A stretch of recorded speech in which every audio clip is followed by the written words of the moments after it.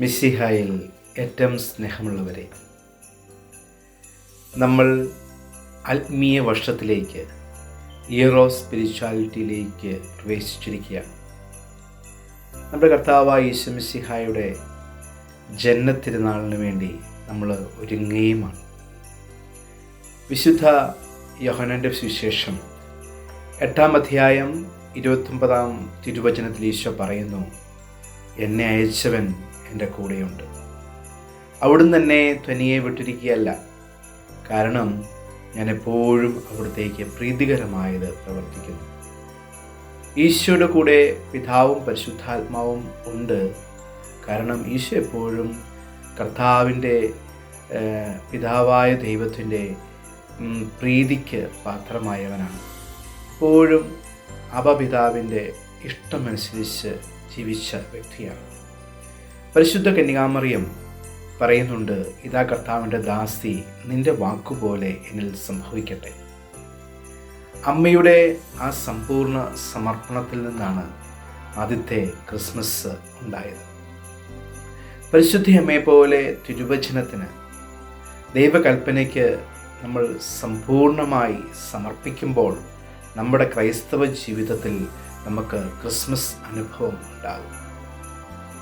സങ്കീർത്തനം 91:14 വചനം പറയുന്നു, അവൻ സ്നേഹത്തിൽ എന്നോട് ഒട്ടി നിൽക്കുന്നതിനാൽ ഞാൻ അവനെ രക്ഷിക്കും. സ്നേഹത്തിൽ കർത്താവിനോട് ഒട്ടി നിൽക്കണം നമ്മൾ. വിശുദ്ധ യോഹന്നാൻ്റെ സുവിശേഷം 14:23 യേശു പഠിപ്പിക്കുന്നു, എന്നെ സ്നേഹിക്കുന്നവൻ എൻ്റെ വചനം പാലിക്കും. അപ്പോൾ എൻ്റെ പിതാവ് അവനെ സ്നേഹിക്കുകയും ഞങ്ങൾ അവൻ്റെ അടുത്ത് വന്ന് അവനിൽ വാസമുറപ്പിക്കുകയും ചെയ്യും. ദൈവത്തെ സ്നേഹിക്കുക എന്ന് പറഞ്ഞാൽ ദൈവത്തിൻ്റെ വചനവും കൽപ്പനയും പാലിച്ച് ജീവിക്കുക എന്നതാണ്. കർത്താവിൻ്റെ വചനവും കൽപ്പനകളും പ്രമാണങ്ങളും പാലിച്ച് നമ്മൾ ജീവിക്കുമ്പോൾ പിതാവും ഈശോയും പരിശുദ്ധാത്മാവും നമ്മുടെ ഉള്ളിൽ വന്ന് വാസമുറപ്പിക്കും. നമുക്ക് ക്രിസ്മസ് അനുഭവം ഉണ്ടാവുകയും ചെയ്യും. ഈ ആത്മീയ വർഷത്തിൽ നമുക്ക് വിചിന്തനം ചെയ്യാൻ പറ്റുന്ന പരിശുദ്ധ അമ്മ മെഡ്ജുഗോറിയിൽ നൽകിയ വലിയൊരു സന്തോഷം ഉണ്ട്. 1981 മെഡ്ജുഗോറിയിൽ പരിശുദ്ധ അമ്മ പ്രത്യക്ഷപ്പെട്ട് പറഞ്ഞു, ഈ ആധുനിക യുഗത്തിൽ കർത്താൻ രണ്ടാം വരവിന് വേണ്ടി നമ്മൾ ഒരുങ്ങുമ്പോൾ വിശുദ്ധരായി ആത്മീയരായി ജീവിക്കുവാൻ 5 ഉപാധികൾ നമ്മൾ ചെയ്യേണ്ടതുണ്ട് നമ്മുടെ ക്രൈസ്തവ ജീവിതത്തിൽ.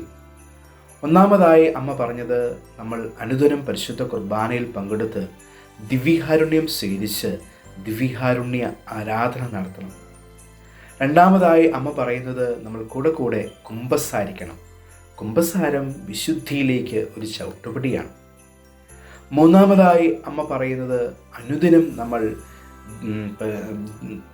വിശുദ്ധ ഗ്രന്ഥം വായിച്ച് ധ്യാനിച്ച് അത് ജീവിക്കുവാനായിട്ട് പരിശ്രമിക്കണം.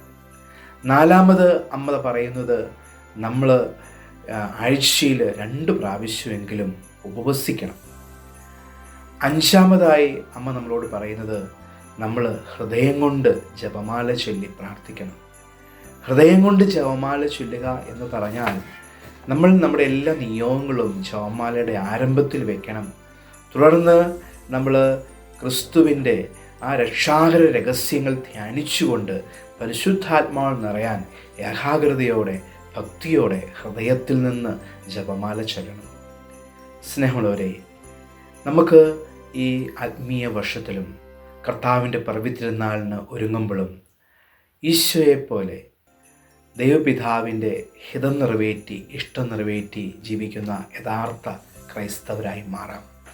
പരിശുദ്ധ അമ്മയെപ്പോലെ യോസേപ്പ് പിതാവിനെ പോലെ സമ്പൂർണമായി ഈശോയ്ക്ക് നമ്മുടെ ജീവിതത്തെ നമുക്ക് സമർപ്പിക്കാം.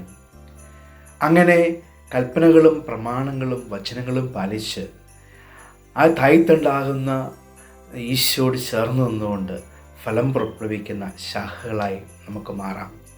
ദൈവം നമ്മെ എല്ലാവരെയും സമർത്ഥമായി അനുഗ്രഹിക്കട്ടെ.